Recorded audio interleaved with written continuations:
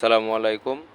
আজকে আমাদের বহুল প্রতীক্ষিত একটি গাছ, যে গাছটি আমরা ছোট্ট চারা অবস্থায় লাগিয়েছিলাম, আজ সেই গাছ থেকে আমরা চারা বের করছি।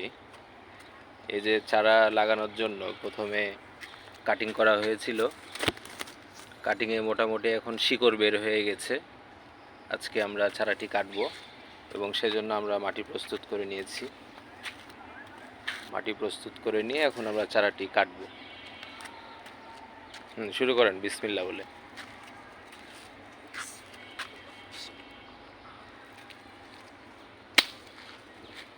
আলহামদুলিল্লাহ, চারাটি কাটা সম্পন্ন হয়েছে।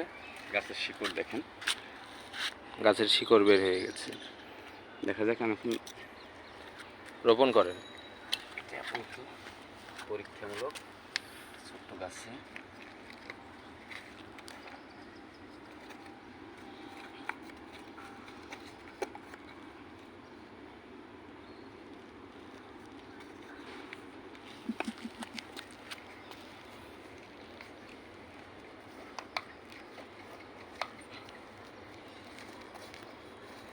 সরাসরি ওইটাতে দেখব।